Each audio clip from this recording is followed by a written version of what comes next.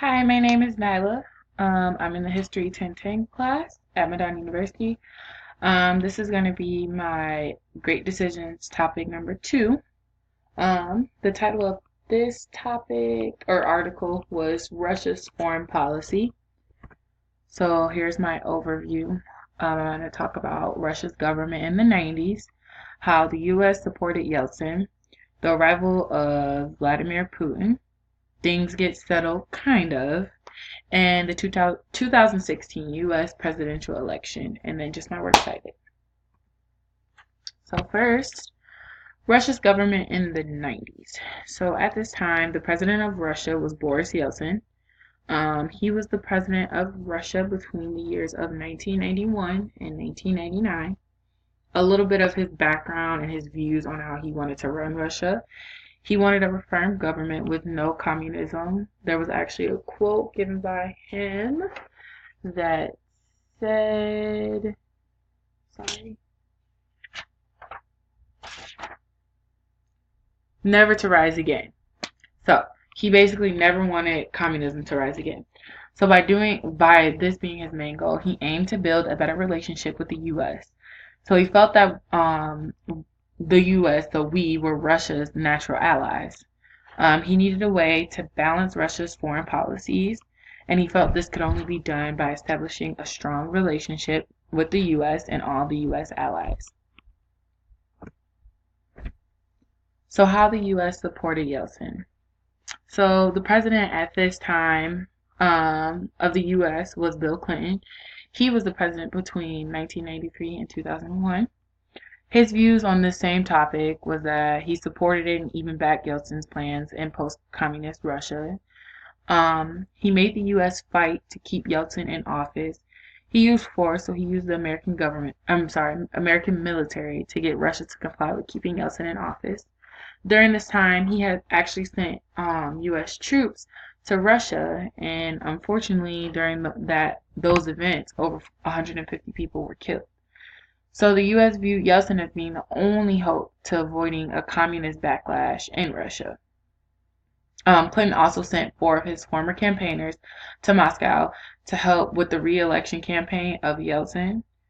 And even with this tremendous support of the U.S., Moscow still refused to support Yeltsin in his non-communist government. So now we're going to talk about the arrival of Vladimir Putin. So Vladimir Putin became president on New Year's Day of 2000. He, within days of Putin's time spent in office, he was forced to give Russia his word that he was there to protect and not to harm. Unfortunately, right after he had become president, there was an event that took place, and it was an attack on harmless Russians in a couple apartment buildings in a town in Russia, and this was literally right a few days after he had become president.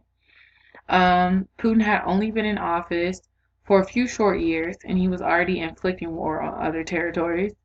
He was involved in the following conflicts in the beginning years of his presidency. The Second Chechen, I hope I'm pronouncing that right, war, and this war took place 1999 and 2009. And then there was the week-long war against Georgia, which took place in August 2008, and most recently, the war against Ukraine, and this took place in 2014. So just to continue on the events that took place when Putin became president in 2010, Viktor Yanukovych, became president of Ukraine. So Victor found huge interest in becoming a member of the North Atlantic Treaty Organization. This is the U.S. ally organization, and Putin found a huge issue in this because Russia is part of the European Union. So he felt like since Russia and Ukraine are so close to each other that Victor should automatically feel like he should be a part of the European Union. So in 2013, Yankovich, I hope I'm pronouncing that right, I'm so sorry if I'm not, was given a choice to either side with Russia or the West, and instead he took a deal with the European Union, and this deal gave him $15 billion and a 30% off discount on all deliveries of Russian gas. So this led to a huge rise of protesting in Kiev and western Ukraine. This was the move Victor made to try and gain control of his country, but instead he ended up losing total control, and this event led to many protests in Russia. So then we get to the point where things get settled, kind of, and that's why I titled the slide with this. Because in 2009, former Secretary of State, now Hillary Clinton, met with Minister Sergei Lavrov of Russia. And at this meeting, there was talk between the two of mending the relationship between the U.S. and Russia. And as a joke, but I call it a serious joke because it was a very serious joke, Hillary Clinton gave Lavrov a button that basically said reset in hopes of them pressing it together would signify the reboot of a relationship between the two countries. So this was all made possible by Obama. His first goal, the first goal of Obama when he first came in office was a change in foreign policy relationships. That was his first main goal.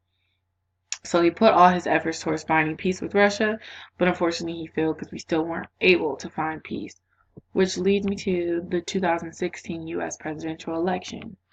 So there were many events that happened during this U.S. presidential election in 2016, many hackers, many just bad emails, phone calls, everything released on all kinds of people.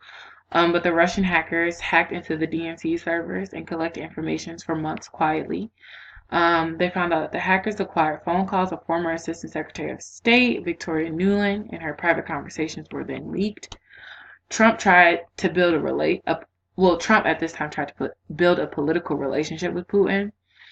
And then we see in summer 2016, 2 days before the Democratic National Convention, there were emails released that tried to expose the DNC for, so to speak, undermining Bernie Sanders to basically get Hillary Clinton in a better standing than him.